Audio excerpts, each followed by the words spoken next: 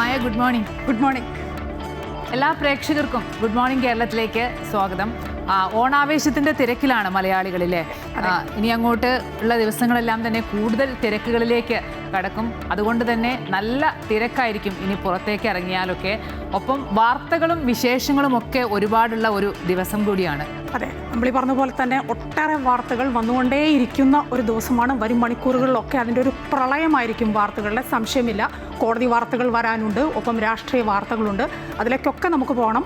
സമയം കളയേണ്ട, തലക്കെട്ടുകൾ നോക്കാം. ഓക്കെ.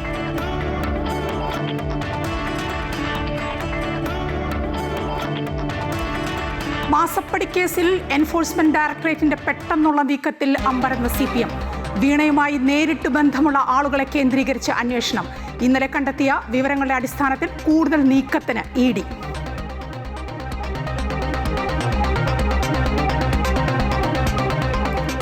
KPCC അധ്യക്ഷനെ കണ്ടെത്താനുള്ള ചർച്ചകൾ പുനരാരംഭിക്കുന്നു. കോൺഗ്രസ് വർക്കിംഗ് കമ്മിറ്റി യോഗത്തിൽ പങ്കെടുക്കാൻ ഡൽഹിയിലെത്തുന്ന VD സതീശനുമായും രമേശ് ചെന്നിത്തലയുമായും ഹൈക്കമാൻഡ് ചർച്ച നടത്തും. ബോർഡ് കോർപ്പറേഷൻ വിഭജനം നീളുന്നതിൽ മുന്നണിക്കുള്ളിലും കടുത്ത അതൃപ്തി. ഭരണപരിഷ്കാര കമ്മീഷൻ അടക്കമുള്ള ക്യാബിനറ്റ് പദവികളിൽ നേതാക്കളെ നിശ്ചയിക്കുന്നതിലും തീരുമാനം വൈകുന്നു.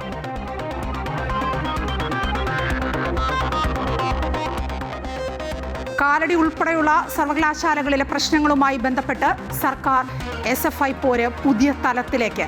സർക്കാർ ഗവർണർക്ക് കീഴടങ്ങിയാണ് തീരുമാനങ്ങൾ എടുക്കുന്നത് എന്ന് SFI.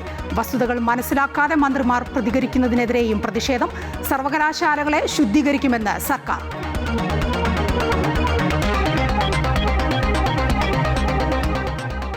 പശ്ചിമേഷ്യയിൽ സംഘർഷം മൂർച്ഛിക്കുന്നു. ഇറാനുമായുള്ള സാമ്പത്തിക വ്യാപാര ഇടപാട് താൽക്കാലികമായി നിർത്തി UAE. നടപടി സംഘർഷാവസ്ഥയിലേക്ക് നീങ്ങുമെന്ന ആശങ്കയ്ക്കിടെ.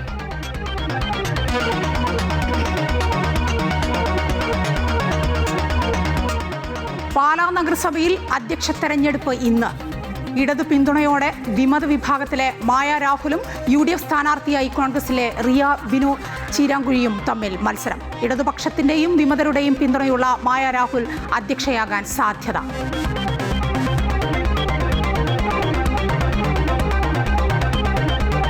ഗേൽ ക്രിക്കറ്റ് ടെസ്റ്റിൽ ശ്രീലങ്കയ്ക്കെതിരെ ഇന്ത്യയുടെ ജയം. 6 വിക്കറ്റ് അകലെ 327 റൺസ് വിജയലക്ഷ്യം പിന്തുടരുന്ന ലങ്കയ്ക്ക് 4 വിക്കറ്റ് നഷ്ടം. 288 റൺസ് പിന്നിൽ.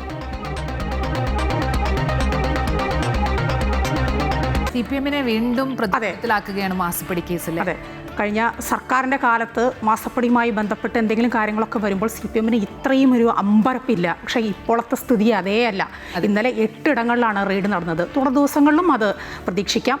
കൂടുതൽ വിവരങ്ങളൊക്കെ അത് നോക്കേണ്ടതുണ്ട് അതുമായി ബന്ധപ്പെട്ട്. എന്തായാലും എൻഫോഴ്സ്മെന്റിന്റെ പെട്ടെന്നുള്ള നീക്കത്തിൽ അമ്പരന്നിരിക്കുകയാണ് CPM. വീണയുമായി നേരിട്ട് ബന്ധമുള്ള ആളുകളെ കേന്ദ്രീകരിച്ചാണ് ഇപ്പോൾ അന്വേഷണം മുന്നോട്ട് പോകുന്നത്. അന്വേഷണ സംഘത്തിന്റെ പുതിയ നീക്കം CPMനെ വലിയ പ്രതിരോധത്തിലാക്കിയിട്ടുണ്ട്.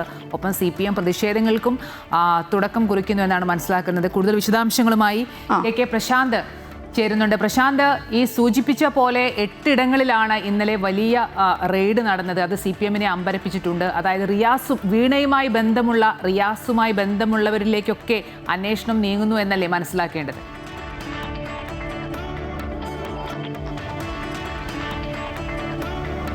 മായ, ഗുഡ് മോർണിംഗ്. ഏതായാലും ഈ കേസിൽ ഏറ്റവും നിർണായക ഒരു ഘട്ടത്തിലേക്ക് എൻഫോഴ്സ്മെന്റ് ഡയറക്ടറേറ്റ് കടക്കുന്നു എന്നുള്ളതാണ് പ്രധാനപ്പെട്ട കാര്യം. നേരത്തെ തന്നെ, അതായത് വീണയുടെ വീട്ടിൽ, പിണറായി വിജയന്റെ വീട്ടിലാണ് ആദ്യം റെയ്ഡ് നടന്നത്. ആ സമയത്ത് അവിടെ നിന്ന് വീണയുടെ ചില ഡയറികളും അതുമായി ബന്ധപ്പെട്ട രേഖകളും എൻഫോഴ്സ്മെന്റ് ഡയറക്ടറേറ്റിന് കിട്ടിയിരുന്നു. അതിൽ നിന്ന് ലഭിച്ച വിവരത്തിന്റെ അടിസ്ഥാനത്തിൽ തുടർ നീക്കങ്ങൾ ED ആരംഭിച്ചിട്ട് ദിവസങ്ങളായി. അതിൽ ഏറ്റവും സുപ്രധാനമായ ഒരു നീക്കമാണ് ഇന്നലെ ഉണ്ടായത്. തുടർ നീക്കങ്ങൾ ഉണ്ടാകും എന്ന് തന്നെയാണ് വ്യക്തമാകുന്നത്. കാരണം റിയാസ് ഉൾപ്പെടെയുള്ളവരെ ചോദ്യം ചെയ്യേണ്ട ആവശ്യകത ഉണ്ട് എന്ന് തന്നെയാണ് എൻഫോഴ്സ്മെന്റ് ഡയറക്ടറേറ്റ് ഇപ്പോൾ നിലപാടെടുത്തിട്ടുള്ളത്. കാരണം ഈ കാര്യത്തിൽ ഉന്നതതല ഇടപെടൽ, ഈ കരാറുമായി ബന്ധപ്പെട്ട CMRലുമായി ബന്ധപ്പെട്ട് നടന്നിട്ടുള്ള സാമ്പത്തിക ഇടപാടിൽ ഉൾപ്പെടെ ഔദ്യോഗിക പദവികളടക്കം ഉപയോഗിച്ചിരുന്ന ആളുകളുടെ വിവരങ്ങൾ, അതുമായി ബന്ധപ്പെട്ടുള്ള കാര്യങ്ങളൊക്കെ തന്നെ ഉണ്ടായിട്ടുണ്ട്. അവരുടെ ഇടപെടലുകൾ ഉണ്ടായിട്ടുണ്ട്. അതൊരുപക്ഷെ ദുരുപയോഗം ചെയ്യപ്പെട്ടിട്ടുണ്ടാകാം എന്നൊക്കെ തന്നെയാണ് ED കണക്ക് കൂട്ടുന്നത്. അതിന്റെ കൂടി അടിസ്ഥാനത്തിൽ മാത്രമല്ല, ഈ സാമ്പത്തിക ഇടപാടുകൾ നടക്കുമ്പോൾ അതുമായി ചേർന്ന് നിന്ന ആളുകളെ കൂടി അന്വേഷണ പരിധിയിലേക്ക് കൊണ്ടുവരുവാൻ കുറെ കൂടി സമ്മർദ്ദം CPMന് മുന്നിലേക്ക് വെക്കാൻ പറ്റും. പറ്റും. മാത്രമല്ല അതോടൊപ്പം തന്നെ പ്രധാനപ്പെട്ട കാര്യം എന്ന് പറയുന്നത് ഇത് ഏതൊക്കെ തരത്തിലാണ് ഈ പണം ചിലവഴിച്ചിട്ടുള്ളത്, അതിന്റെ സ്രോതസ്സുകൾ സംബന്ധിച്ചുള്ള കൂടുതൽ വിവരങ്ങൾ ലഭിക്കേണ്ടതുണ്ട്. അത് സംബന്ധിച്ചുള്ള അന്വേഷണത്തിലേക്ക് കടക്കാൻ തന്നെയാണ് എൻഫോഴ്സ്മെന്റ് ഇപ്പോൾ തീരുമാനിച്ചിട്ടുള്ളത്. ഇന്നലെ ലഭിച്ച വിവരങ്ങളുടെയും ഒപ്പം തന്നെ രേഖകളുടെയൊക്കെ അടിസ്ഥാനത്തിൽ തുടർ നീക്കങ്ങൾ ഉണ്ടാകും എന്നുള്ളതാണ് ED ഈ ഘട്ടത്തിൽ വ്യക്തമാക്കുന്നത്. എന്തൊക്കെയാണെന്ന് സംബന്ധിച്ച് EDയുടെ ഭാഗത്തു നിന്ന് കൃത്യമായൊരു വിവരം ഈ ഘട്ടത്തിൽ ലഭ്യമല്ല. ED സ്വാഭാവികമായി റെയ്ഡ് നടത്തിയാൽ ദിവസങ്ങൾക്ക് ശേഷമൊക്കെ ആയിരിക്കും സാധാരണഗതിയിൽ അതുമായി ബന്ധപ്പെട്ട് റിലീസ് പുറത്തിറക്കുക. അപ്പോഴാണ് എന്തൊക്കെ വിവരങ്ങൾ ലഭിച്ചു, ഏതൊക്കെ തരത്തിലായിരുന്നു റെയ്ഡിന്റെ ഒരു സ്ഥിതിഗതികൾ സംബന്ധിച്ച വിവരങ്ങൾ പുറത്തേക്ക് വരിക. എന്തായാലും നമുക്ക് ലഭിക്കുന്ന സൂചനകൾ അനുസരിച്ചാണെങ്കിൽ തുടർ നീക്കങ്ങൾ അതിശക്തമായി ED മുന്നോട്ട് കൊണ്ടുപോകുമെന്ന് ഉറപ്പാണ്. റിയാസിലേക്ക് അതുമായി ബന്ധപ്പെട്ട അത്തരം ഉന്നതരിലേക്ക് അന്വേഷണം പോകേണ്ടതിന്റെ ആവശ്യകത ED തിരിച്ചറിഞ്ഞിട്ടുണ്ട്. കഴിഞ്ഞ ദിവസങ്ങളിൽ അതുമായി ബന്ധപ്പെട്ട നിർണായക യോഗങ്ങൾ EDയുടെ ഓഫീസിൽ ചേർന്നത്, പ്രത്യേകിച്ച് സാധാരണഗതിയിൽ നടക്കുന്ന യോഗത്തിനപ്പുറത്തേക്ക് ചില നീക്കങ്ങൾ EDയുമായി ബന്ധപ്പെട്ട് നടന്നു എന്നാണ് നമുക്ക് മനസ്സിലാക്കാൻ കഴിയുന്നത്. അതിന്റെ തുടർച്ചയാണ് ഈ റെയ്ഡ് എന്നുള്ളതാണ് പ്രധാനപ്പെട്ട കാര്യം. മറ്റൊരു കാര്യം എന്ന് പറയുന്നത് ഇതിനു മുൻപ് നടന്ന റെയ്ഡുമായി ബന്ധപ്പെട്ട് CPM വലിയ പ്രതിഷേധങ്ങൾ സംഘടിപ്പിച്ചിരുന്നു. ഇപ്പോൾ കോഴിക്കോട് മാത്രം ഒരു പ്രതിഷേധത്തിലേക്ക് കാര്യങ്ങൾ ചുരുങ്ങുകയാണ്. കാരണം തിടുക്കപ്പെട്ട് മറ്റൊരു നീക്കത്തിലേക്ക് പോയാൽ കൂടുതൽ തിരിച്ചടികൾ ഉണ്ടാകും. മുൻപുണ്ടായ പ്രതിഷേധത്തിന്റെ ഭാഗമായി ഉണ്ടായ കേസുകളെല്ലാം തന്നെ ആ നിലയ്ക്ക് പോകുന്നുണ്ട്. EDയുമായി ബന്ധപ്പെട്ട ഏതെങ്കിലും തരത്തിൽ അക്രമമോ മറ്റു പ്രതികരണങ്ങളോ ഉണ്ടായാൽ ഒരു പക്ഷേ കൂടുതൽ കടുത്ത നടപടികൾ എൻഫോഴ്സ്മെന്റ് ഭാഗത്ത് മാത്രമല്ല കേന്ദ്ര സർക്കാരിന്റെ ഭാഗത്തും ഉണ്ടാകാനുള്ള സാധ്യതയുണ്ട്. അതുകൊണ്ട് കുറെ കൂടി സംയമനത്തോടെ കാര്യങ്ങൾ കൊണ്ടുപോവുകയും അതോടൊപ്പം തന്നെ ഏത് മേഖലയിലാണ് ഈ സംഭവം നടന്നത് ആ മേഖല കേന്ദ്രീകരിച്ച പ്രതിഷേധം മുന്നോട്ട് കൊണ്ടുപോവുകയൊക്കെ ചെയ്യും. നിലവിൽ ജില്ലാ സെക്രട്ടേറിയറ്റ് അംഗത്തെ ഉൾപ്പെടെ അവരുടെ വീടുകളിലൊക്കെ തന്നെയാണ് പരിശോധന നടത്തുന്നത്. അതുകൊണ്ട് ജില്ലാ കമ്മിറ്റി നേരിട്ട് കൂടുതൽ ഇടപെടലുകൾ നടത്താൻ തന്നെയാണ് തീരുമാനങ്ങൾ. ഒപ്പം തന്നെ നിഖിൽ ഒരുപക്ഷെ മാധ്യമങ്ങളെ കണ്ടേക്കുമെന്നുള്ള വിവരങ്ങൾ കൂടി പുറത്തു വരികയൊക്കെ ചെയ്യുന്നുണ്ട്. അമ്പിളി, മായ. ശരി, പ്രശാന്ത് മാസപ്പടി കേസുമായി ബന്ധപ്പെട്ട് CPMലെ അമ്പരപ്പ്, ഇനി വരാനുള്ള കാര്യങ്ങൾ അതെങ്ങനെയാണ് എന്നൊക്കെ ഒരു വിശദീകരണം നൽകുകയുണ്ടായി. നമുക്ക് നോക്കാം, വരും മണിക്കൂറുകളിൽ അതിൻ്റെ പ്രതികരണങ്ങൾ വരും. മറ്റൊന്ന് സർവകലാശാലകളാണ്. എന്നും സർവകലാശാലകളും മാറി മാറി വരുന്ന സർക്കാരുകളും തമ്മിൽ പല തർക്കങ്ങളും ഉണ്ട്. അവരുടെ ഏറ്റവും പുതിയത് കാലടി സർവകലാശാലയിലെ വിഷയമാണ്. SFIയുമായി ബന്ധപ്പെട്ട് സർക്കാർ ഇപ്പോൾ പറയുന്നത്, പുതിയ സർക്കാർ പറയുന്നത് സർവകലാശാലകളിൽ ഒരു ശുദ്ധീകരണം നടത്തുമെന്നാണ്. എങ്ങനെ ശുദ്ധീകരണം നടത്താനാണ്, എന്താണ് ഈ കാലടി സർവകലാശാലയിൽ പോലും എങ്ങനെ കാര്യങ്ങൾ മുന്നോട്ട് കൊണ്ടുപോകാനാണ് നീക്കം, എന്താണ് അറിയാനാവുന്നത്?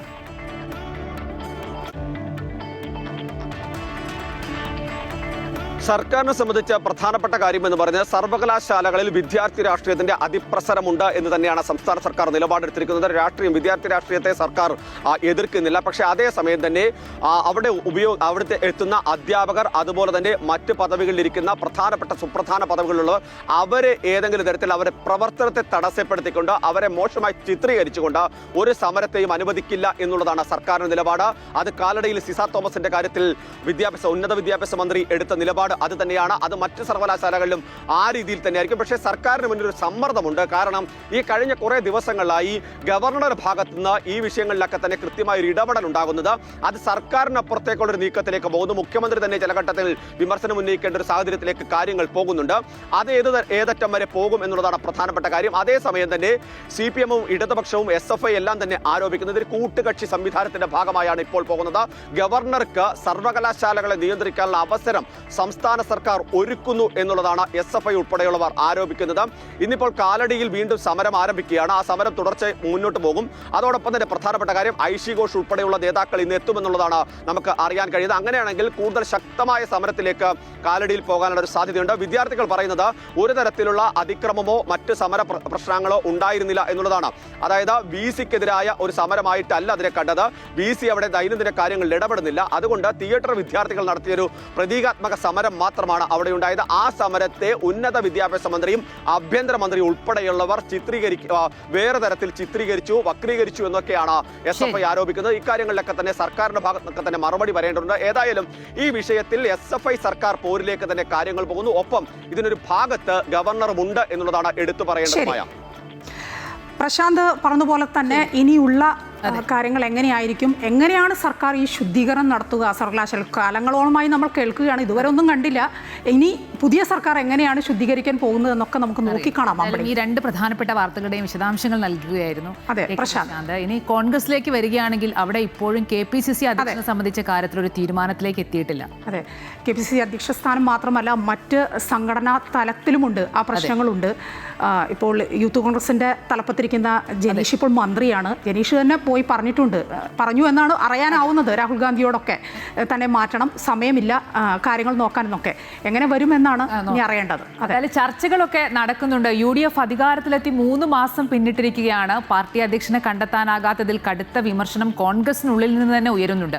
കോൺഗ്രസ് വർക്കിംഗ് കമ്മിറ്റി യോഗത്തിൽ പങ്കെടുക്കാൻ ഇന്ന് ഡൽഹിയിലെത്തുകയാണ് മുഖ്യമന്ത്രിയും അതുപോലെ തന്നെ രമേശ് ചെന്നിത്തലയും ഒക്കെ ഹൈക്കമാൻഡുമായി വിഷയം ചർച്ച ചെയ്യും. മറ്റൊരു പ്രധാനപ്പെട്ട കാര്യം, ഈ ബോർഡ് കോർപ്പറേഷൻ വിഭജനം നീളുന്നതിലും മുന്നണിക്കുള്ളിൽ കടുത്ത അതൃപ്തി ഉണ്ട് എന്നുള്ളതാണ്. ഒപ്പം ഈ ക്യാബിനറ്റ് പദവിയുള്ള ഭരണപരിഷ്കാര കമ്മീഷൻ അടക്കമുള്ള ഇതിലേക്കൊക്കെ ആളുകളെ നിയമിക്കേണ്ടതുണ്ട്. വിവരങ്ങളുമായി അൻഫിലി ഡിസൂസയാണ് ചേരുന്നത്. അൻഫിലിറ്റ്, ഈ പറഞ്ഞ പോലെ തന്നെ കോൺഗ്രസിൽ 3 മാസമായി UDF സർക്കാർ അധികാരത്തിലേറിയിട്ട് സണ്ണി ജോസഫാണ് ഇപ്പോഴും KPCC അധ്യക്ഷനായി തുടരുന്നത്. ആര് KPCC അധ്യക്ഷ സ്ഥാനത്തേക്ക് വരുമെന്നുള്ളതാണ്. ഒപ്പം ഗ്രൂപ്പുകളിൽ അതിനായിട്ടുള്ള പിടിവലികളൊക്കെ ഏറെ സജീവവുമാണ്.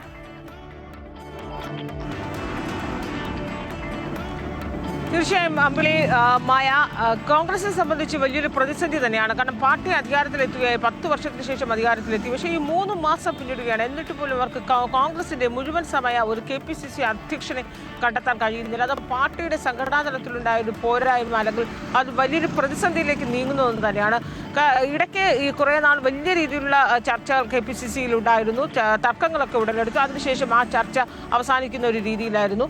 ഇപ്പോൾ വീണ്ടും ഈ KPCC അധ്യക്ഷനെ എത്രയും വേഗം കണ്ടെത്തണമെന്നുള്ള ചർച്ചകൾ വീണ്ടും സജീവമാകുകയാണ്, പുനരാരംഭിക്കുകയാണ്. അതിനുള്ള പ്രധാന കാരണം കോൺഗ്രസിന്റെ വർക്കിംഗ് കമ്മിറ്റി CWC യോഗം ഇന്ന് ഡൽഹിയിൽ ചേരുകയാണ്. അപ്പോൾ സ്വാഭാവികമായും മറ്റ് സംസ്ഥാനങ്ങളുമായി ബന്ധപ്പെട്ട നിയമസഭാ തെരഞ്ഞെടുപ്പ് വരാനിരിക്കുന്ന സംസ്ഥാനങ്ങളുമായി ബന്ധപ്പെട്ട എല്ലാ വിഷയങ്ങളും ചർച്ച ചെയ്യുമ്പോൾ ഏറ്റവും അതിലൊരു പ്രധാന വിഷയം കേരളത്തിലെ KPCC അധ്യക്ഷൻ ഉൾപ്പെടെയുള്ള പ്രധാന സംഘടനാ ചുമതലകളിൽ ഇപ്പോഴും മുഴുവൻ സമയ നേതാക്കളെ നിശ്ചയിച്ചിട്ടില്ല എന്നതാണ്. KPCC അധ്യക്ഷനൊപ്പം യൂത്ത് കോൺഗ്രസിന്റെ തലപ്പത്തിരിക്കുന്നവരൊക്കെ തന്നെയും മന്ത്രിമാരാണ്. അപ്പോൾ അങ്ങനെയുള്ളവരെ മുഴുവൻ സമയത്തിലേക്ക് നിശ്ചയിക്കണമെന്നുള്ള ചർച്ച ഇന്ന് ആരംഭിക്കും. ഇന്ന് അത്തരം വിഷയങ്ങൾ നടക്കുമെന്ന് തന്നെയാണ് പ്രതീക്ഷിക്കുന്നത്. കാരണം ഡൽഹിയിൽ പ്രധാനപ്പെട്ട 2 നേതാക്കൾ, ഒന്ന് മുഖ്യമന്ത്രി VD സതീശൻ എത്തുന്നുണ്ട്, രമേശ് ചെന്നിത്തലയും എത്തുന്നുണ്ട്. അതോടൊപ്പം തന്നെ CWC അംഗമായിരിക്കുന്ന കൊടിക്കുന്നിൽ സുരേഷ് ഉണ്ട്. അപ്പോൾ ഈ വിഷയം ചർച്ചയായി നേരത്തെ സണ്ണി ജോസഫ് അവിടെ എത്തിയിരുന്നു. സണ്ണി ജോസഫ് ഹൈക്കമാൻഡുമായി ചർച്ച നടത്തി. അതിനുശേഷം ഇപ്പോൾ സണ്ണി ജോസഫിന് എന്തെങ്കിലും രീതിയിലൊരു പ്രതിസന്ധി വരികയാണെങ്കിൽ ഡൽഹിയിൽ വിളിപ്പിക്കാമെന്ന രീതിയിലാണ്. അപ്പോൾ ഇന്നും നാളെയും ഒക്കെയായി സജീവമായി കേരള വിഷയം എന്ന രീതിയിൽ ഇത് ഹൈക്കമാൻഡ് ഗൗരവത്തോടെ കാണുകയും എത്രയും വേഗത്തിൽ അതിൻ്റെ തീരുമാനം എത്തണമെന്ന നിലപാടിൽ തന്നെയാണ്. ഇതിനകത്ത് നേരത്തെ സൂചിപ്പിച്ച വലിയ രീതിയിലുള്ള പിടിവലികളൊക്കെ നടക്കുന്നുണ്ട്. ഇതിൽ ഏറ്റവും ഉയർന്നു കേൾക്കുന്നത് നമുക്കറിയാം മാത്യു കുഴൽനാനൊപ്പം ഷാഫി പറമ്പിൽ, ഇത് KC വേണുഗോപാലാണ് ഈ 2 പേരുകളും നിർദ്ദേശിക്കുന്നത്. അപ്പോൾ നിലവിൽ ഈ 2 പേര്, ഒരാൾ MP-യും ഒരാൾ MLA-യും ഒക്കെ ആയതുകൊണ്ട് ഇരട്ട പദവി വേണ്ട എന്ന നിലപാട് VD സതീശൻ അടക്കമുള്ള ഒരു മറുവിഭാഗം ശക്തമായി ബാധിക്കുന്നുണ്ട്. അത് ചില സ്ഥാപിത താല്പര്യ കക്ഷികളെ തിരികെ കയറ്റാനാണ് എന്ന വാദം ഉന്നയിക്കുമ്പോൾ മറുഭാഗത്ത് നിന്ന് KC വേണുഗോപാൽ പക്ഷം പറയുന്നത് KPCC president Sunny Joseph MLA ആയിരുന്നപ്പോഴാണ് ഇത്രയും നാൾ അധ്യക്ഷനായിരുന്നത്. അങ്ങനെയുള്ള വാദങ്ങളൊക്കെ മറുഭാഗത്ത് ഉന്നയിക്കുന്നത്. എന്തായാലും ശക്തമായ തർക്കം ഉടലെടുക്കുമെന്ന കാര്യത്തിൽ യാതൊരു സംശയവുമില്ല കോൺഗ്രസിന്റെ KPCC അധ്യക്ഷനെ തിരഞ്ഞെടുക്കുന്നത്. അതോടൊപ്പം തന്നെ യൂത്ത് കോൺഗ്രസിന്റെ അധ്യക്ഷൻ DCCയുടെ തലപ്പത്തിരിക്കുന്നവർ പലരും തന്നെ MLA-മാരടക്കമുള്ളവരാണ്. അപ്പോൾ അവരെ മാറ്റി മുഴുവൻ സമയ സംഘടനാ ചുമതലയുള്ള നേതാക്കന്മാരെ തീരുമാനിക്കണമെന്ന ആവശ്യം ശക്തമായി വരുന്നു. അതിനപ്പുറത്താണ് മുന്നണിക്കുള്ളിൽ തന്നെയും ഇപ്പോൾ ഈ 3 മാസം കഴിഞ്ഞിട്ട് പോലും പ്രധാനപ്പെട്ട കോർപ്പറേഷൻ ബോർഡ് വിഭജനമൊന്നും നീളുകയാണ്. പ്രത്യേകിച്ച് മുസ്ലിം ലീഗ് കടുത്ത അതിർത്തിയിലാണ്. കാരണം കൂടുതൽ പദവികൾ മുസ്ലിം ലീഗിനാണ് സ്വാഭാവികമായി വരേണ്ടത്. അതുകൊണ്ട് തന്നെ ലീഗിൽ നിന്ന് ഇങ്ങനെ ഒരു ആവശ്യം ശക്തമായി വരുമ്പോഴേക്കും KPCC അധ്യക്ഷനെ തിരഞ്ഞെടുക്കാത്തതിലുള്ള ചർച്ചകൾ ഉടക്കിയാണ് ഇതൊക്കെ നിൽക്കുന്നത്. ഭരണപരിഷ്കാര കമ്മീഷന്റെ ചെയർമാനെ ഇതുവരെ തിരഞ്ഞെടുത്തത് ഇതൊക്കെ ക്യാബിനറ്റ് പദവിയുള്ള ചുമതലകളാണ്. അപ്പോൾ ഇതൊക്കെ അനന്തമായി നീളുന്ന ഒരു സാഹചര്യം വരുമ്പോൾ മുന്നണിക്കുള്ളിലും കോൺഗ്രസിലും കടുത്ത അതിർത്തി തന്നെയാണ് അമ്പിളി. ശരി, അൻഫിലി ഡിസൂസിയാണ് വിശദാംശങ്ങൾ നൽകിയത്. ഈ KPCC അധ്യക്ഷ സ്ഥാനത്തേക്ക് ആര് വരും എന്നുള്ളതാണ് ഇനി അറിയേണ്ടത്. ഇന്ന് നമ്മൾ ഏറ്റവും ഉറ്റുനോക്കുന്നത് പാലാ നഗരസഭ അധ്യക്ഷ സ്ഥാനത്തേക്ക് ആര് വരുമെന്നുള്ളത്. ഈ പാലാ നഗരസഭയിൽ അധ്യക്ഷ തെരഞ്ഞെടുപ്പ് ഇന്ന് നടക്കാൻ പോവുകയാണ്. ഇടതു പിന്തുണയോടെ വിമത വിഭാഗത്തിലെ മായ രാഹുലും UDF സ്ഥാനാർത്ഥിയായി കോൺഗ്രസിലെ റിയ ബിനു ചീരക്കുഴിയുമാണ് അധ്യക്ഷ സ്ഥാനത്തേക്ക് മത്സരിക്കുന്നത്. കൂടുതൽ വിവരങ്ങളുമായി അമ്പിളി നമ്മുടെ പ്രശാന്ത് തയ്യാറാണ് കോട്ടയത്ത്. Prashanth, good morning. ഇന്നിപ്പോൾ രാഷ്ട്രീയ കേരളം തന്നെ ഉറ്റുനോക്കുകയാണ് പാലാ നഗരസഭയിലേക്ക്. പ്രശാന്ത് അടക്കമുള്ള നമ്മുടെ മാധ്യമ സുഹൃത്തുക്കൾക്കൊക്കെ നല്ല തിരക്കായിരിക്കും അവിടെ. ഞങ്ങളൊക്കെ എപ്പോഴും വിളിച്ചുകൊണ്ടേയിരിക്കും പ്രശാന്തിനെ വിവരങ്ങൾ അറിയാൻ.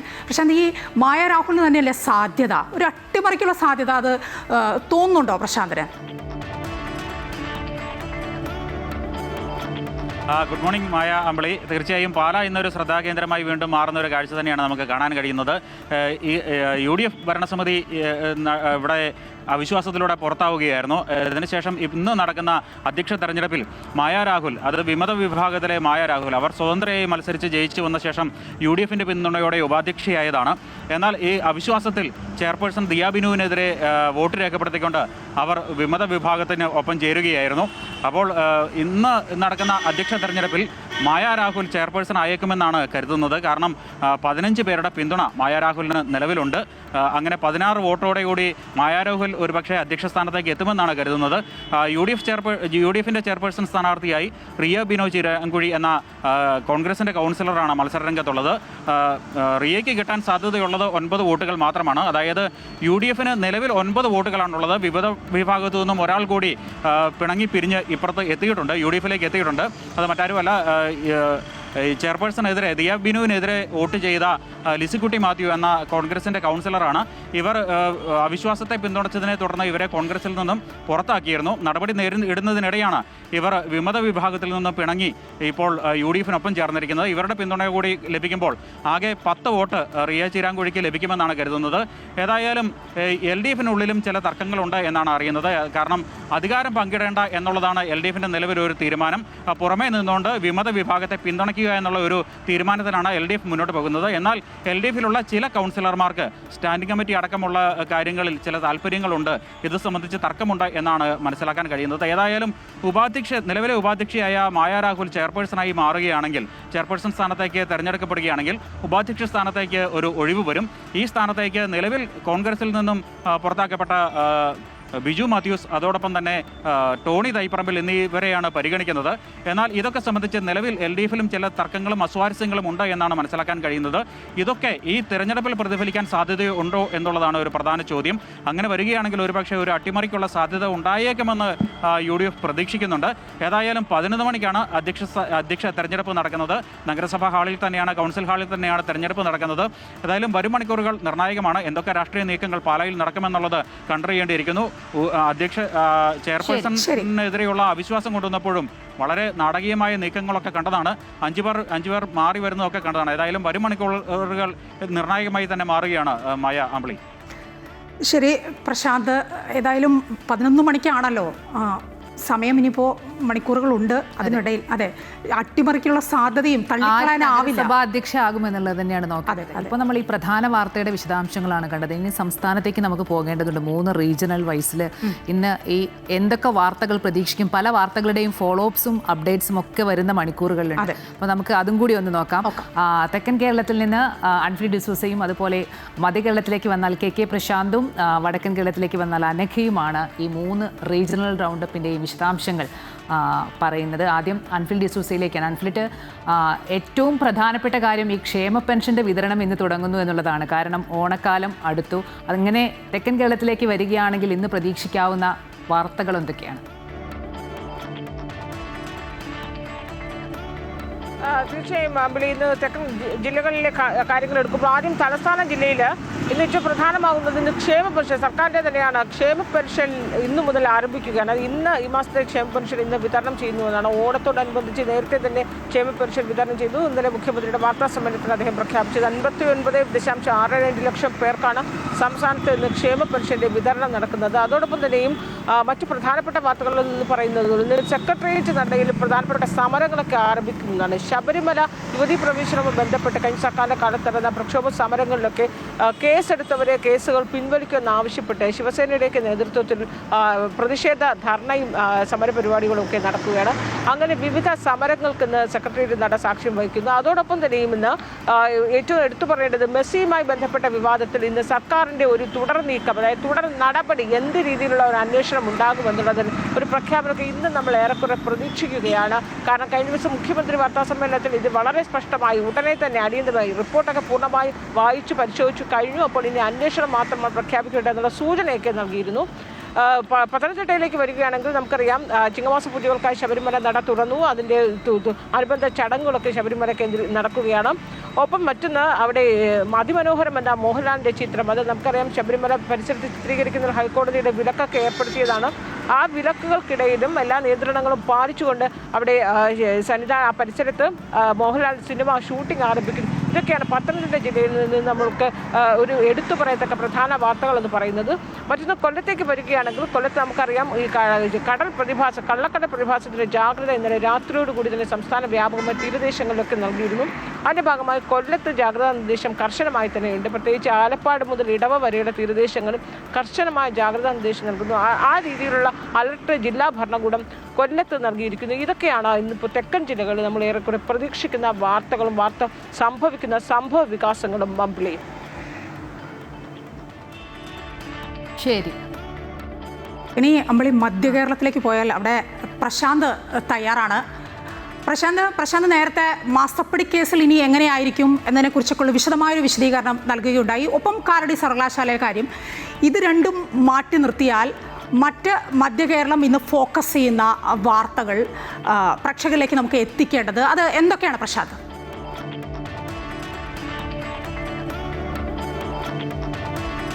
മായ, അമ്പിളി, ഏതായാലും ഒരു തെളിഞ്ഞ കാലാവസ്ഥയാണ് കൊച്ചിയെ മധ്യ കേരളത്തിലേക്ക് സംബന്ധിച്ച്. പക്ഷേ നേരത്തെ അൻഫിൽഡ് സൂചിപ്പിച്ച പോലെ ഈ കള്ളക്കടൽ പ്രതിഭാസത്തിന്റെ ഒരു സാധ്യത തീരദേശ മേഖലയിൽ ആലപ്പുഴയും അതുപോലെ തന്നെ തൃശ്ശൂരും അതോടൊപ്പം തന്നെ കൊച്ചിയിലുമൊക്കെ തന്നെ വലിയ രീതിയിൽ ഉണ്ട് എന്നുള്ളതാണ്. അതിന്റെ ജാഗ്രത നിലനിൽക്കുന്നുണ്ട്. 2 മീറ്റർ വരെ ഉയരത്തിൽ തിരമാലകൾ ഉയരാനുള്ള ഒരു സാധ്യതയാണ് നിലവിൽ സമുദ്രസ്ഥിതി പഠന ഗവേഷണ കേന്ദ്രം വ്യക്തമാക്കിയിട്ടുള്ളത്. അതുകൊണ്ട് അത്തരം നിയന്ത്രണങ്ങൾ നിർദ്ദേശങ്ങളൊക്കെ തന്നെ നിലനിൽക്കുന്നുണ്ട്. അതാണ് ഒരു പ്രധാനപ്പെട്ട കാര്യം. അതോടൊപ്പം തന്നെ എടുത്തു പറയേണ്ടത് ഹൈക്കോടതിയിൽ നിന്ന് 2 പ്രധാനപ്പെട്ട വാർത്തകൾ വരുമെന്നാണ് നമ്മൾ പ്രതീക്ഷിക്കുന്നത്. വഖഫ് ബോർഡുമായി ബന്ധപ്പെട്ട സംസ്ഥാന സർക്കാർ അതിൽ പുനഃസംഘടിപ്പിക്കുന്നതുമായി ബന്ധപ്പെട്ട ഒരു ഹർജി നിലനിൽക്കുന്നുണ്ട്.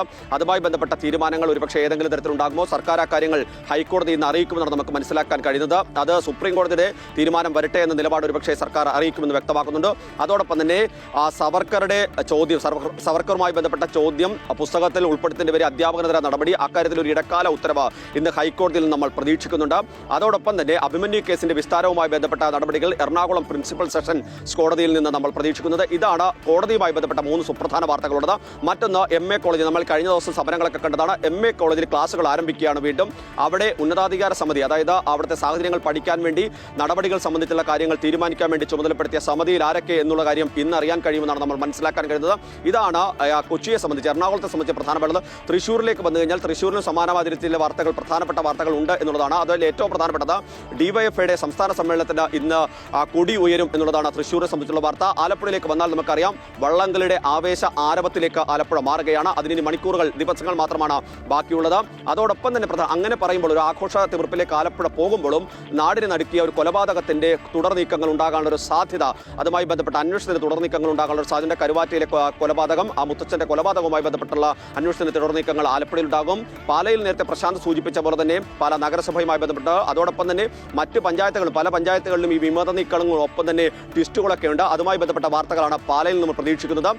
ഇടുക്കിയിലേക്ക് പോയാൽ കർഷക സംഘത്തിന്റെ സമ്മേളനം തുടങ്ങുകയാണ്. അതോടൊപ്പം തന്നെ വിനോദസഞ്ചാരികളുടെ ഒരു ഒഴുക്ക് ഇപ്പോൾ അവധി സമയത്തിലേക്ക് കടക്കുകയാണ്. അതുകൊണ്ട് തന്നെ അങ്ങനെ ഒരു ഒഴുക്ക് അവിടെയുണ്ട്. കാലാവസ്ഥ വളരെ അനുകൂലം, വിനോദസഞ്ചാരികൾക്ക് അനുകൂലമായ ഒരു സാഹചര്യമുണ്ട്. ഇതൊക്കെ തന്നെയാണ് മധ്യ കേരളത്തിൽ പ്രധാനമായും നമുക്ക് പ്രേക്ഷകരോട് പങ്കുവെക്കാനുള്ള വാർത്തകൾ. മായ, അമ്പിളി.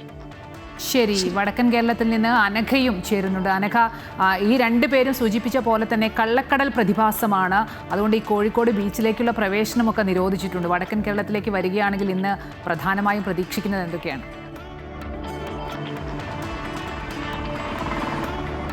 തീർച്ചയായും കള്ളക്കടൽ പ്രതിഭാസത്തെ തുടർന്ന് ഇന്ന് കോഴിക്കോട് ജില്ലയിലെ ബീച്ചുകളിലേക്കുള്ള പ്രവേശനം നിരോധിച്ചിട്ടുണ്ട്. മാത്രമല്ല ബീച്ചുകളിലുള്ള കച്ചവടമടക്കം നിരോധിച്ചുകൊണ്ട് ഇന്നലെ ജില്ലാ കളക്ടർ ഉത്തരവിട്ടിട്ടുണ്ട്. മാത്രമല്ല മത്സ്യബന്ധനത്തിനും വിലക്ക് ഏർപ്പെടുത്തിയിട്ടുണ്ട്. കോഴിക്കോട് ജില്ലയിൽ ഇന്നലെ എൻഫോഴ്സ്മെന്റ് ഡയറക്ടറേറ്റ് ഒരു റെയ്ഡ് അടക്കം നടത്തിയിരുന്നു. ഇതിനെ തുടർന്ന് വലിയ രീതിയിലുള്ളൊരു പ്രതികരണങ്ങളടക്കം നമ്മൾ ഇന്ന് പ്രതീക്ഷിക്കുന്നുണ്ട്. ഇന്നലെ CPIMന്റെ ജില്ലാ സെക്രട്ടേറിയറ്റ് അംഗമായിട്ടുള്ള നിഖിലിന്റെ അടക്കം വീടിലും ഫ്ളാറ്റിലും അടക്കം ഇന്നലെ ED റെയ്ഡ് നടത്തിയിരുന്നു. ഇത് ഒരു രാഷ്ട്രീയ പ്രേരിതമാണ് എന്നതായിരുന്നു CPIM ഉയർത്തിയ പ്രധാനപ്പെട്ട ആരോപണം.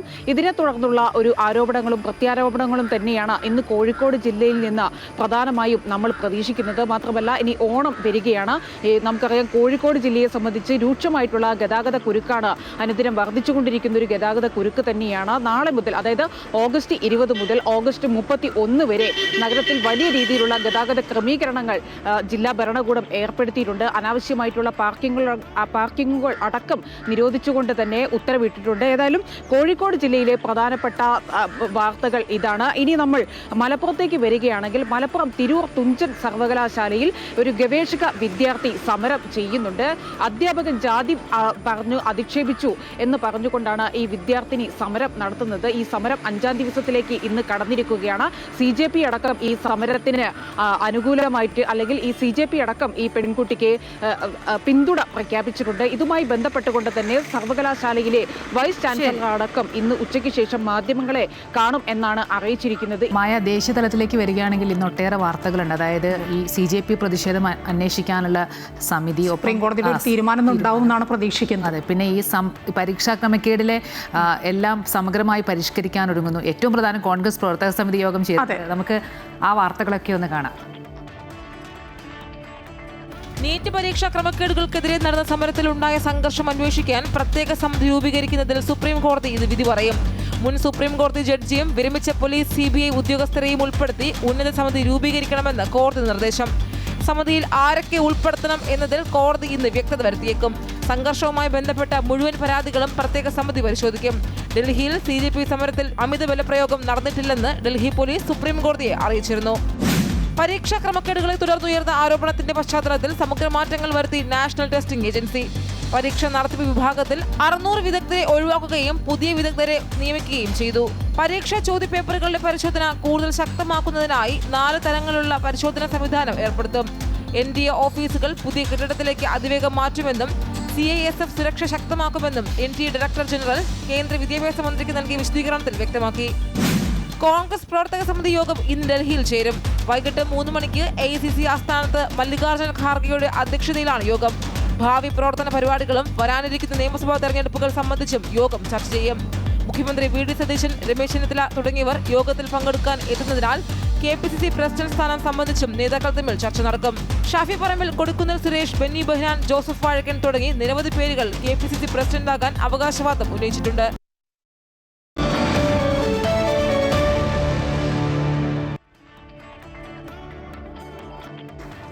പശ്ചിമേഷ്യയിൽ അതെ, ലോക വാർത്തകളിലേക്ക് കടന്നാൽ എന്നും ഏറെ നാളുകളായി നമ്മൾ പശ്ചിമേഷ്യയിലാണ് ഫോക്കസ് ചെയ്യുന്നത് അല്ലേ.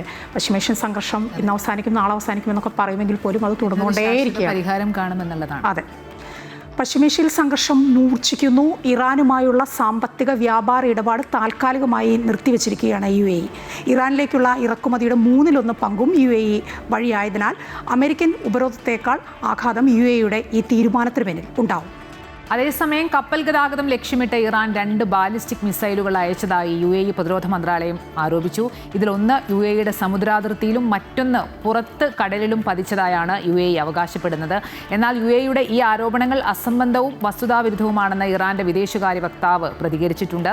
ഇത്തരത്തിലുള്ള വാദങ്ങൾ അയൽരാജ്യങ്ങൾ തമ്മിലുള്ള നല്ല ബന്ധത്തെയും മേഖലയിലെ പരസ്പര വിശ്വാസത്തെയും ബാധിക്കുമെന്നും മുന്നറിയിപ്പ് നൽകിയിരിക്കുകയാണ്. എന്നാൽ ഇറാൻ കരാറിന് തയ്യാറാകുന്നതുവരെ ചർച്ചകളിൽ നിന്ന് വിട്ടുനിൽക്കാൻ പ്രസിഡന്റ് ഡൊണാൾഡ് ട്രംപ് US ചർച്ചാ സംഘത്തോട് നിർദ്ദേശിച്ചതായി US നയതന്ത്ര ഉദ്യോഗസ്ഥരും വ്യക്തമാക്കിയിട്ടുണ്ട്.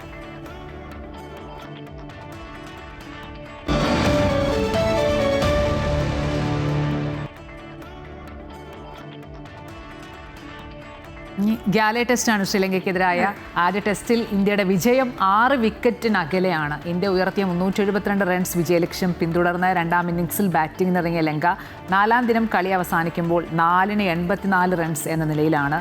6 വിക്കറ്റുകൾ കയ്യിലിരിക്കുകയാണ് ശ്രീലങ്കയ്ക്ക്. ഇനി 289 റൺസ് കൂടി വിജയത്തിലേക്ക് വേണം.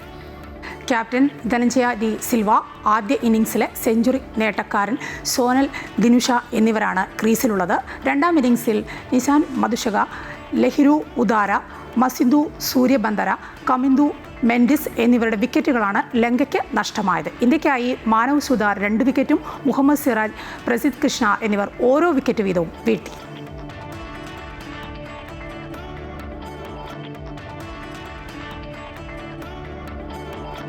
ഇനി ഗുഡ് മോർണിംഗ് കേരളത്തിൽ അതിഥിയുടെ സമയമാണ്. അപ്പോൾ നമുക്കിനി അതിഥിയുടെ വിശേഷങ്ങൾ കാണാം. സ്പീക്കർ തിരുവഞ്ചൂർ രാധാകൃഷ്ണൻ ഓണവിശേഷങ്ങൾ പങ്കുവയ്ക്കുകയാണ്. പ്രളയവും അതുപോലെ മഴക്കെടുതിയും ഉൾപ്പെടെയുള്ള ദുരിതങ്ങൾക്കിടയിൽ ഇക്കുറി ഓണം ആഘോഷിക്കേണ്ടി വന്നതിനെക്കുറിച്ചാണ് സ്പീക്കർ പറയുന്നത്. നമസ്കാരം. ഈ ഓണനാളിൽ നമ്മോടൊപ്പം ഓണവിശേഷങ്ങൾ പങ്കുവയ്ക്കാൻ നമ്മുടെ പ്രിയപ്പെട്ട സ്പീക്കർ ശ്രീ തിരുവഞ്ചൂർ രാധാകൃഷ്ണനാണ് ചേരുന്നത്. സ്പീക്കറെ നമസ്കാരം. നമസ്കാരം. ഓണനാളാണ്. അങ്ങയെ സംബന്ധിച്ച് പുതിയൊരു പദവി, കേരള നിയമസഭയുടെ സ്പീക്കർ എന്ന പദവിയിലിരിക്കുമ്പോഴുള്ളൊരു ഓണമാണ്. അപ്പോൾ ഈ ഓണത്തിന് എന്തുകൊണ്ടൊരു പുതിയ ഒരു വിശേഷം തന്നെയാണ്, ഒരു പ്രത്യേകത കൂടിയുണ്ട്. UDF വലിയ രീതിയിൽ അഭിമാനത്തോടുകൂടി അധികാരത്തിലെത്തി നിൽക്കുന്ന സമയമാണ്. എങ്ങനെയാണ് അപ്പോൾ ഈ ഓണത്തിൻ്റെ ഒരു പ്രത്യേകത എങ്ങനെയാണ്? ഈ ഓണം സാധാരണഗതിയിൽ ഓണം എന്ന് പറയുന്നത് മുഴുവനും മലയാളിക്കും വളരെ സന്തോഷകരമാണ്. അവരുടെ ആഹ്ലാദത്തിൻ്റെ നാളുകളാണ് ഓണച്ചിന്തകളെന്ന് പറയുന്നത്. പ്രത്യേകിച്ച് ഈ ഓണം കുറച്ചുകൂടി ജനങ്ങൾക്ക് താല്പര്യം കൂടുകയും ചെയ്യും. കാരണം സാധാരണഗതിയിലുണ്ടാകുന്ന ടെൻഷൻസ് ഇല്ലാതെ ജനങ്ങളെല്ലാം സമാധാനത്തോടു കൂടി ഒരു ഓണം ആഘോഷിക്കാൻ, ആസ്വദിക്കാൻ ശ്രമിക്കുന്ന ഒരു സമയമാണ്. അതുകൊണ്ട് ഈ ദിവസങ്ങളെല്ലാം മലയാളികൾക്ക് വളരെ നിറഞ്ഞ സന്തോഷത്തിൻ്റെ കാലഘട്ടമായിരിക്കും എന്നാണ് എൻ്റെ വിശ്വാസം. ഈ സ്പീക്കറായതിനു ശേഷമുള്ള ഒരു ഓണമായതുകൊണ്ട് നിയമസഭയിലും അച്ഛനൊക്കെ ഒരു പ്രത്യേകിച്ച് എന്തെങ്കിലുമൊക്കെ ആഘോഷങ്ങളൊക്കെ ഉണ്ടാകുമല്ലോ അല്ലേ? ആഘോഷം എന്ന് പറഞ്ഞാൽ ആഘോഷത്തിൻ്റെ രണ്ട് വശം നമ്മൾ കാണണ്ടേ. ഒന്ന്, മഹാപ്രളയം കഴിഞ്ഞതിന് ശേഷം കേരളത്തിലെ ജനങ്ങൾ ഒരു ഭാഗത്തുള്ള ആളുകൾ അവരതിൽ നിന്ന് കഷ്ടിച്ച് രക്ഷപ്പെട്ടു വരുന്നതേ ഉള്ളൂ. അതുകൊണ്ട് ആഘോഷം അതിൻ്റെ പൂർണ്ണ രൂപത്തിലേക്ക് വരും എന്നെനിക്കൊരു തോന്നലില്ല. എന്നാൽ പോലും ഓണമാകുമ്പോൾ ഓണച്ചിന്ത ഈ എല്ലാ വിഷമങ്ങളെയും പ്രതിസന്ധികളെയും അതിജീവിച്ച് മുന്നോട്ട് പോകണമെന്നുള്ള ജനങ്ങളുടെ ഒരു പൊതുവികാരമുണ്ട്. അതുകൊണ്ട് ഈ ഓണം ആഘോഷകരമായ ഓണം തന്നെയാണ്, സന്തോഷകരമായ ഓണമാണ്. അത് കൂടുതൽ ഫലപ്രദമാവട്ടെ എന്നുള്ളതാണ് എൻ്റെ പ്രാർത്ഥന. ഓണം ആകുമ്പോൾ പ്രത്യേകിച്ച് അങ്ങേക്ക് പെട്ടെന്ന് കുട്ടിക്കാലത്തെ ഓർമ്മകളൊക്കെ സാധാരണഗതിയിൽ ഓണം കാലത്ത് നമ്മുടെ അച്ഛൻ്റെയും അമ്മയുടെയും മുത്തശ്ശിയുടെയും കൂടെയൊക്കെ ഉണ്ടായിരുന്ന സഹോദരങ്ങളൊക്കെ ഇന്നൊരു കാലം ഓർമ്മ, സുഹൃത്തുക്കളും ഒക്കെ ആയിട്ട് സ്കൂളിൽ പഠിക്കുന്ന കാലത്തും ഒക്കെ ഉണ്ടായിരുന്നു. അങ്ങനെ രസകരമായ ഒരു ഓണോർമ്മകൾ അങ്ങേക്ക് എന്തായിരുന്നു? അല്ല, ഓണക്കാലം എന്ന് പറയുമ്പോൾ സ്വാഭാവികമായിട്ടും നമ്മുടെ ചിന്ത ഫസ്റ്റിൽ പോകുന്ന എവിടെയാണ്? നമ്മൾ കൊച്ചായിരുന്നപ്പോൾ നിഷ്കളങ്കമായ ഒരു കളിച്ചിരി, തമാശകൾ, പൊട്ടിച്ചിരി, ആളുകളുമായിട്ട് ആഹ്ലാദത്തോടു കൂടി കഴിയുന്ന ഒരു പൂമ്പാറ്റ പറന്ന് പോകുന്നത് പോലെ ഒരു ചിന്തയാണ് ഒരു കൊച്ചുകുട്ടിക്ക് ഓണത്തെക്കുറിച്ചുള്ള ചിന്ത. അതുകൊണ്ട് ആ ഓണനാളുകളിലെ നമ്മുടെ ഓർമ്മ എന്ന് പറയുന്നത് ഒരിക്കലും നശിക്കാത്ത ഓർമ്മകളാണ്, എന്നും മനസ്സിൽ പച്ച പിടിച്ചിരിക്കുന്ന ഓർമ്മകളാണ്. അച്ഛനമ്മയുടെ കൂടെയൊക്കെ ഉണ്ടായിരുന്ന സമയത്ത് ഓണക്കാലമൊക്കെ എങ്ങനെയായിരുന്നു? രസം ഈ സദ്യയൊക്കെ കഴിച്ച് അങ്ങനെയാണോ? അത് അത്തപ്പൂവൊക്കെ ഇട്ട് ഈ പൂക്കളൊക്കെ പറക്കി അത്തപ്പൂവൊക്കെ ഇടുന്നതിന് വേണ്ടി കൊണ്ടുവച്ച് അവരും കൂടെ നമ്മളെ കൂടെ എല്ലാവരും കൂടെ കൂട്ടും. എല്ലാവരും അതിനകത്ത് ഓരോ എതളെങ്കിലും വെക്കും. അങ്ങനെ ആ പൂക്കളം പൂർത്തിയാക്കും. അതങ്ങനത്തെ ഒരു കാലം. ഇന്നത്തെ കാലം വരുമ്പോൾ അതിനേക്കാൾ കുറച്ചുകൂടി വ്യത്യസ്തമാണ്. നമ്മൾ മുതിർന്നു, നമ്മൾ കുറച്ചുകൂടി മുതിർന്ന തലമുറ. അന്നത്തെ അച്ഛൻ്റെയും അമ്മയുടെയും റോളിലേക്ക് എൻ്റെ തലമുറയിൽപ്പെട്ട ആളുകൾ വരികയാണ്. അപ്പോൾ അതുകൊണ്ട് സ്വാഭാവികമായിട്ടും അച്ഛനും അമ്മയും അന്ന് നമുക്ക് പറഞ്ഞു തന്ന പാഠം നമുക്ക് പ്രാവർത്തികമാക്കുന്നതിന് കിട്ടുന്ന ഒരു സന്ദർഭം എന്നുള്ള നിലയിലാണ് ഞാൻ ഈ ഓണത്തിൻ്റെ സന്ദർഭത്തെ കാണുന്നത്. ഈ തിരക്കേറിയ രാഷ്ട്രീയ ജീവിതത്തിലെ മന്ത്രിയായിരുന്ന സമയത്തും ഒക്കെ അത്രയേറെ തിരക്ക് ഓടി നടക്കുന്ന സമയത്തൊക്കെ ഓണമൊക്കെ ആഘോഷിക്കുന്ന രസകരമായ ഓർമ്മകളൊക്കെ കാണുമല്ലോ. അന്ന് മുഖ്യമന്ത്രി ഉമ്മൻചാണ്ടി സാറുണ്ടായപ്പോഴും കെ കരുണാകരൻ്റെ കാലത്തൊക്കെയുള്ള രസകരമായ ഓണക്കാലം, ഓണവിശേഷം എന്തെങ്കിലുമൊക്കെ ഓർമ്മയിലുണ്ടാകുമല്ലോ. ഓണത്തെക്കുറിച്ച് ആലോചിക്കാത്ത ഒരു ഓർമ്മ മനസ്സിൽ കരുതാത്ത ഒരൊറ്റയാളും ഉണ്ടാവില്ല. എൻ്റെ മനസ്സിലും ശിഥില ചിന്തകളാണ്. ഓരോ ഓണത്തിനും നമ്മുടെ മനസ്സിലുണ്ടാകുന്ന ആ നിമിഷത്തിലുണ്ടാകുന്ന ചില ചിന്തകൾ, അതെല്ലാം ചിലപ്പോൾ സന്തോഷമായിരിക്കാം, ചിലപ്പം പൊട്ടിച്ചിരിയായിരിക്കാം, ചിലപ്പോൾ വലിയ സങ്കടമായിരിക്കാം. അതിൻ്റെ എല്ലാം സമ്മിശ്രമായ ഒരു അന്തരീക്ഷമായിരിക്കും. ഈ ഓണത്തിന് പൊതുവെ മലയാളികൾക്ക് ഈ പുതുവസ്ത്രങ്ങളെ വസ്ത്രങ്ങളൊക്കെ എടുക്കുക എന്ന് പറയുന്നത്, ഓണക്കോടി എടുക്കുക എന്ന് പറയുന്നത് അതൊരു മലയാളികളുടെ ഓണത്തിൻ്റെ ഒരു ഒഴിവാക്കാനാകാത്തതല്ല. അപ്പോൾ എങ്ങനെയാണ് ഈ ഓണക്കാലത്തൊക്കെ കുട്ടിക്കാലത്തുമൊക്കെ സ്ഥിരമായി അങ്ങനെ ഓണക്കോടികൾ ആരെങ്കിലും തരുന്നതോ സമ്മാനിക്കുന്നതോ അല്ലെങ്കിൽ ഓണക്കോടി എടുക്കുന്നതോ അങ്ങനത്തെ ഒരു പതിവുണ്ട്? അതുണ്ടല്ലോ. ഓണക്കോടി സമ്മാനിക്കുകയും ചെയ്യും, സന്തോഷത്തോടു കൂടി എല്ലാവർക്കും കൊടുക്കുകയും ചെയ്യും. ഞാനാണെന്ന പേരിൽ ചെയ്യാവുന്ന രൂപത്തിലുള്ള എല്ലാ നല്ല കാര്യങ്ങളും ആ സമയത്ത് കൂടുതൽ ചെയ്യുകയും ചെയ്യും. അത് തന്നെ. ഈ ഓണത്തിലെ സദ്യയൊക്കെ ഇങ്ങനെ പായസമൊക്കെ ഇഷ്ടമുള്ളതാണോ? പായസം ഇഷ്ടമാണ്, പക്ഷേ ഷുഗറുള്ളവർക്ക് പായസം പറ്റില്ലല്ലോ. എന്നാലും ഏത് ഓണത്തിന് ചെറുതായി ഒരു തുള്ളു പായസമൊക്കെ കുടിക്കാനൊക്കെ ഒരു ആഗ്രഹം കാണത്തില്ലേ? അത് ഏറ്റവും ഇഷ്ടം പാൽപ്പായസമാണ് ഏറ്റവും ഇഷ്ടം അല്ലേ?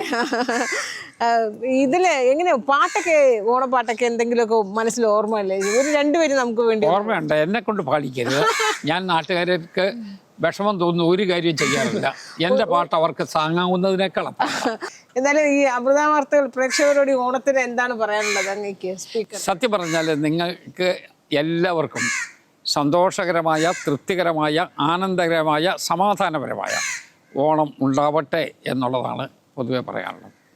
എന്തായാലും ഇത്രയും സമയം ഓണവിശേഷങ്ങൾ പങ്കുവച്ചതിന് നന്ദി സ്പീക്കർ. ആയിക്കോട്ടെ. സ്പീക്കറാണ് അതെ, എല്ലാ തിരക്കുകളും മാറ്റിവെച്ച് ഓണവിശേഷങ്ങൾ പങ്കുവച്ചത്. അതായത് ഒരു പ്രതിസന്ധിയുടെയും വെല്ലുവിളികളുടെയും ഒക്കെ ഒരു കാലത്തിലൂടെയാണ് നമ്മൾ കടന്നു പോകുന്നത്. അപ്പോൾ അതെല്ലാം അതിജീവിക്കാം ഓണം നമ്മെ പ്രേരിപ്പിക്കുന്നു എന്നുകൂടിയാണ് കാലം എന്ന് പറഞ്ഞാൽ തന്നെ അതാണല്ലോ. അതാണ് ഇപ്പോൾ സ്പീക്കറും പറഞ്ഞു വെക്കുന്നത്. ഓൺലൈൻ ആപ്പുകൾ നോക്കിയും വീഡിയോകൾ കണ്ടും വ്യായാമം ചെയ്യുന്നതിലൂടെ പണവും സമയവും നമുക്ക് ലാഭിക്കാം. എന്നാൽ ഇതിൽ ശ്രദ്ധിക്കേണ്ട കുറച്ച് കാര്യങ്ങൾ കൂടിയുണ്ട്. മുൻ ഇന്ത്യൻ ആർമി കോച്ചും ജിം ട്രെയിനറുമൊക്കെയായ മുഹമ്മദ് അഷ്റഫിന് പറയാനുള്ളത് നമുക്ക് കേൾക്കാം.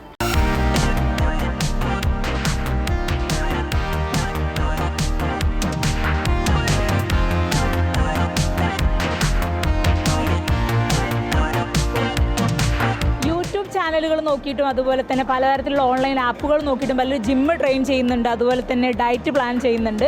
അത് പലരുടെയും ജീവന് തന്നെ ഭീഷണിയായിട്ടുള്ള വാർത്തകൾ നമ്മൾ കണ്ടതാണ്.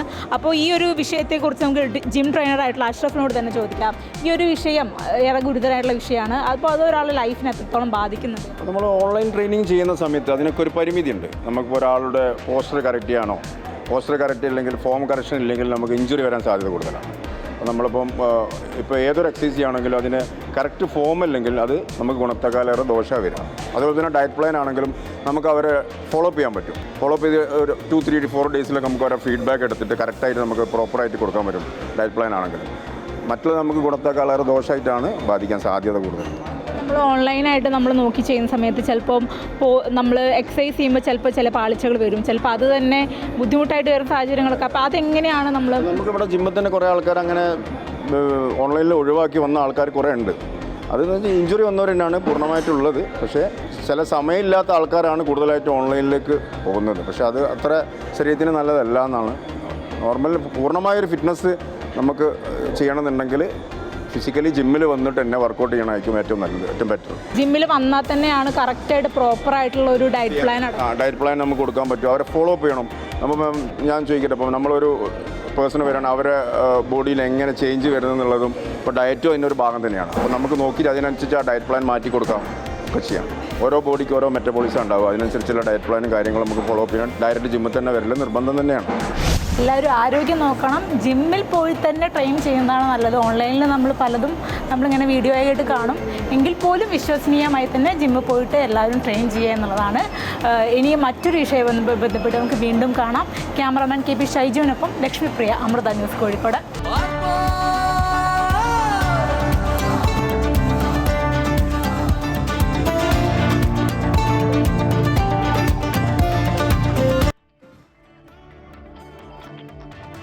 ഈ ഓണക്കാലം വരുമ്പോൾ ഏറ്റവും വലിയ പ്രത്യേകതയാണ് ഈ മധ്യ കേരളത്തിലേക്ക് വരികയാണെങ്കിൽ വള്ളംകളി. അതെ, മധ്യകേരളത്തിന്റെ ഒരു പ്രത്യേകത എന്ന് പറയുന്നത് വള്ളംകളിയാണ്. ഓണം വള്ളംകളി അല്ലേ? അതിൻ്റെ ഒരു എഫേർട്ട് നമ്മൾ എടുത്തു പറയണം. കാരണം ഒരു വർഷത്തെ വള്ളംകളി കഴിഞ്ഞാൽ പിന്നീട് ആ അടുത്ത വർഷത്തേക്കുള്ള ഓരോ കാത്തിരിപ്പാണല്ലോ. അവരുടെ അധ്വാനം വലുതാണ്. നമുക്കത് കാഴ്ച കാണുമ്പോൾ രസകരമാണ്, ഒക്കെയാണ്. പക്ഷെ അതിലെ തുഴയുന്നവരുടെ ആ ഒരു ആവേശമുണ്ടല്ലോ, അത് വളരെ വലുതാണ്. നമ്മുടെ നെഹ്റു ട്രോഫി ജലമേളയിൽ നമ്മളെയെല്ലാം അത്ഭുതപ്പെടുത്തി ഓരോ ടീമും ഓളപ്പരപ്പിൽ വിസ്മയം തീർക്കുന്നത് മാത്രമാണ് നമ്മൾ കാണാറുള്ളത്. എന്നാൽ അതിനെല്ലാം പുറകിൽ മാസങ്ങൾ നീളുന്ന കഠിന പരിശീലനത്തിൻ്റെയും ത്യാഗത്തിൻ്റെയും കഥ കൂടിയുണ്ട്. ആ വിശേഷങ്ങൾ കണ്ടിട്ട് തിരിച്ചു വരാം. അതിരാവിലെ തുടങ്ങുന്ന കഠിനമായ പരിശീലനം ചുണ്ടൻ വള്ളങ്ങളുടെ ക്യാമ്പുകളുടെ പ്രത്യേകതയാണത്. ആ ക്യാമ്പിലെ വിശേഷങ്ങളിലേക്ക്. സ്റ്റാർട്ടിംഗ് പോയിന്റ് മുതൽ ഫിനിഷിംഗ് പോയിന്റ് വരെ നീളുന്ന പോരാട്ടത്തിൻ്റെ കഥ മാത്രമല്ല, മാസങ്ങൾ നീണ്ടു നിൽക്കുന്ന ആത്മസമർപ്പണത്തിൻ്റെയും ത്യാഗത്തിൻ്റെയും കഠിനമായ തയ്യാറെടുപ്പുകളുടെയും വിധിയെഴുത്തു കൂടിയാണ് ഓരോ ജലോത്സവ കാലവും. അതിരാവിലെ തുടങ്ങുന്ന പരിശീലനം, കൃത്യമായ ഇടവേളകളിലുള്ള പ്രത്യേക ഭക്ഷണം, അച്ചടക്കത്തോടെയുള്ള ഏകോപനം, ഇവയെല്ലാം ഒത്തുചേരുന്നതാണ് ഓരോ തുഴച്ചിൽ ക്യാമ്പുകളും. പരിശീലനം ആരംഭിക്കുന്നത് രാവിലെ 5:30 മണി മുതൽ. രാവിലെ എഴുന്നേറ്റ് ഫ്രഷായ ശേഷം ഫിസിക്കൽ ട്രെയിനിങ് 6 കിലോമീറ്റർ 7 കിലോമീറ്റർ ഓടി എത്തിയ ശേഷം വന്ന് ഗ്രൗണ്ട് ചെയ്ത് ചെറിയ ലൈറ്റ് ഫുഡ് കഴിച്ച ശേഷം വള്ളത്തിൽ കയറി 8 മണി മുതൽ 9 മണി വരെ ട്രാക്കിലാണ് തുഴച്ചിൽ. പരിശീലനം നല്ല രീതിയിൽ നടക്കുന്നു. 20 ദിവസത്തെ ക്യാമ്പാണ് പ്ലാൻ ചെയ്തിരിക്കുന്നത്. 13-ാം തീയതി. ഇനി മത്സരമായി എത്താൻ കുറച്ച് ദിവസങ്ങളുള്ളൂ. അതിൻ്റെ തീവ്ര പരിശ്രമത്തിലാണ്. മറ്റെല്ലാം മറന്ന് ഒരു ടീമിൻ്റെ വിജയത്തിനായുള്ള കഠിന പ്രയത്നം, ഒരു ജനതയുടെ ആകെ സ്വപ്നത്തിലേക്കുള്ള ഒരുമിച്ചുള്ള യാത്രയുടെ നാളുകൾ. പല സ്ഥലങ്ങളിൽ നിന്നെത്തി ഒരു ലക്ഷ്യത്തിനായി ഒരുമിച്ച് തുഴയെറിയുന്ന 100ഓളം വരുന്ന പോരാളികൾ. അവിടെ ഒരുമയും ആത്മവിശ്വാസവും മാനസിക കരുത്തും എല്ലാം ഒരേ അളവിൽ സമ്മേളിക്കണം. ഒന്നാം തുടക്കാരൻ മുതൽ അമരക്കാരൻ വരെ, ക്യാപ്റ്റനും ലീഡിംഗ് ക്യാപ്റ്റനും, ക്ലബിൻ്റെ നെടുന്തൂണുകളായ ഭാരവാഹികൾ, പരിശീലകർ, പാചകക്കാർ തുടങ്ങി വള്ളം കളിയെ ഇഷ്ടപ്പെടുന്ന ഒരു സമൂഹത്തിൻ്റെ ആകെ കൂട്ടായ പ്രയത്നത്തിൻ്റെ വിയർപ്പിൽ കുതിർന്ന പിന്നാമ്പുറ കാഴ്ചകളാണ് ഓരോ തുഴച്ചിൽ ക്യാമ്പുകളും. ആർ ആദർശനും എസ് അനീഷിനുമൊപ്പം അജയ്നാഥ്, അമൃത ന്യൂസ്, ആലപ്പുഴ. നാടകത്തെ വല്ലാതെ മനസ്സിലേറ്റുന്ന ആളുകളുണ്ട്. നമുക്കറിയാം, പലരെയും നമ്മൾ കണ്ടിട്ടുണ്ട് അല്ലേ, ജീവിതത്തിൻ്റെ തന്നെ ഭാഗമാക്കുന്ന അങ്ങനെ ഒരാൾ നാടക സംവിധാനത്തിലേക്കൊക്കെ കടക്കുകയാണ്. ആ കുടുംബം തന്നെ അതെ, നാടകം ജീവിതം എല്ലാം അവരുടെ ജീവിതം തന്നെ നാടകമാണ്. അതെ, നാടകം ജീവിതത്തോടൊപ്പം കൊണ്ടു നടന്ന ഒരാൾ ഇപ്പോഴിതാ നാടകത്തിന്റെ സംവിധായിക കുപ്പായത്തിലും. നാടകാചാര്യൻ ഒ മാധവന്റെ മകൾ. ചെറുപ്പം മുതൽ നാടകത്തിന്റെ അരങ്ങിലും അണിയറയിലും വളർന്ന സന്ധ്യ രാജേന്ദ്രൻ. കൊല്ലം കാളിദാസ കലാകേന്ദ്രത്തിന്റെ പുതിയ നാടകം ഇപ്പോൾ അല്ലെങ്കിൽ എപ്പോൾ സന്ധ്യ രാജേന്ദ്രന്റെ സംവിധാന അരങ്ങേറ്റത്തിനു കൂടി വേദിയാകുകയായിരുന്നു. വർത്തമാനകാല ജീവിതത്തിന്റെ നേർചിത്രങ്ങളിലൂടെ നമ്മുടെ ചുറ്റുമുള്ള വലിയ സാമൂഹിക പ്രശ്നങ്ങളിലേക്കാണ് നാടകം വിരൽ ചൂണ്ടുന്നത്. പറഞ്ഞ പോലെ ഇത് പറയുമ്പോൾ തന്നെ പ്രേക്ഷകർക്ക് അറിയാം ആ കുടുംബം ആരായിരിക്കുമെന്നൊക്കെയുള്ളത്. ആ റിപ്പോർട്ടിലേക്ക്.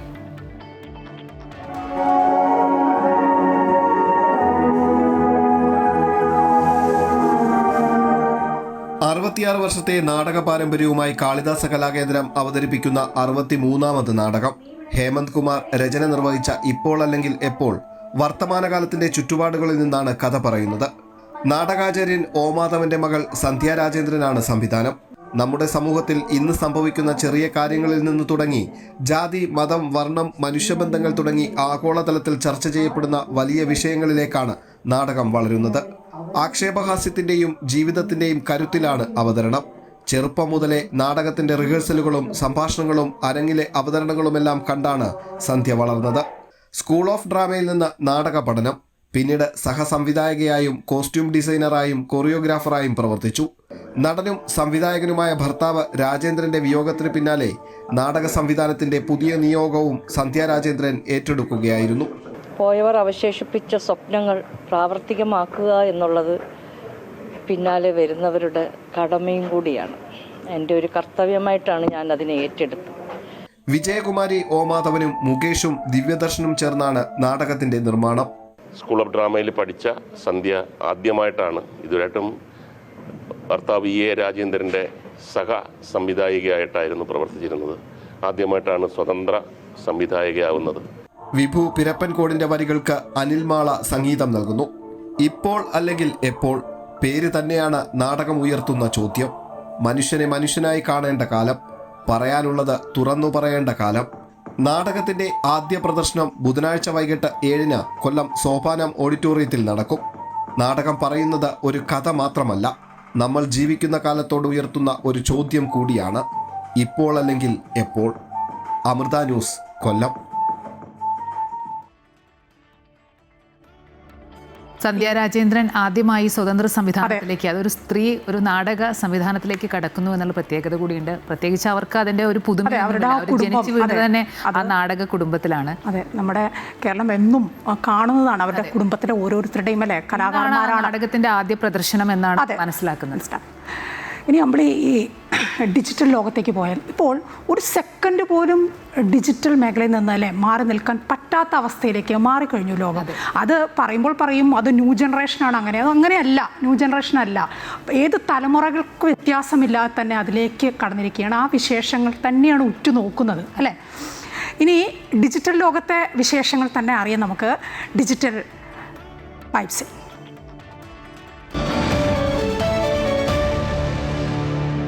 Welcome to Digital Vibes. ഉച്ച കഴിഞ്ഞ് ഒന്ന് സുഖമായി ഉറങ്ങണം, അതും നല്ല എസ്തറ്റിക് ആയൊരു ചോളപ്പാടത്തിൽ. ചൈനയിലാണ് സംഗതി.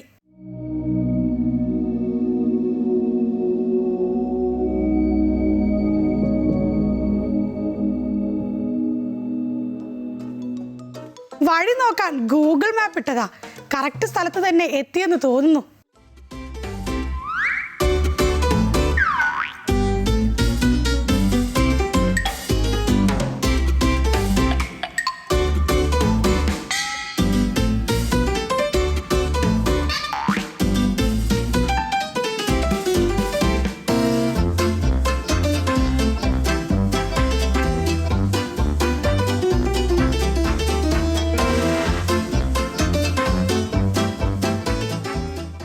ബോളിവുഡ് താരം വിദ്യാ ബാലൻ ഹിന്ദി സിനിമയിലൊക്കെ വലിയ നടിയല്ലേ? അപ്പോൾ ഈ ഹിന്ദിയൊക്കെ നമുക്കും കുറച്ച് പഠിപ്പിച്ചു തരുമായിരിക്കും. ഇസ് ദുനിയാമേ കോയി നഹി, ഈ ദുനിയാവിൽ കോഴിയില്ല. കോയി ബാത്ത് നഹി, കോഴി കുളിക്കാറില്ല. വോ മുജ്സെ പൂച്ച, അവൻ എന്റെ പൂച്ചയെ ചോദിച്ചു. വോ ബാർ ബാർ പൂച്ച, അവൻ ബാറിലും പോയി പൂച്ചയെ ചോദിച്ചു. കി തുമ്പി മേരെ സാത്താവോ, നീ തുമ്പിയെ പിടിക്കാൻ പോരുമോ? കേരളാസെ ആനെ വാലാഹെ, കേരളത്തിൽ ആനവാൽ കിട്ടും. പാവം ഒരു പൂക്കി ചേട്ടന് വണ്ടിയിലിടാൻ ഒരു പൂമാല കൊടുത്തതാ. പക്ഷെ എന്ത് ചെയ്യാനാ, ട്രൂ ലവ് ആയി പോയില്ലേ.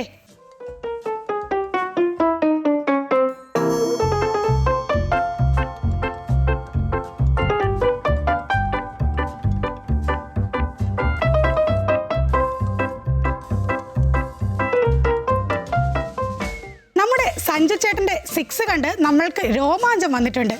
ഇതാ ഇപ്പോൾ ഒരു ഗോൾ അടിച്ച് വൈറലായിരിക്കുന്നു.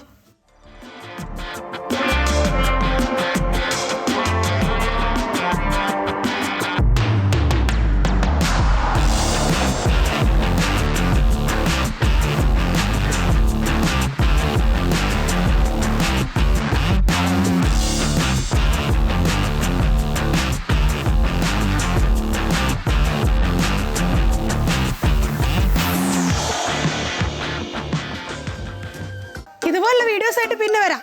Bye guys.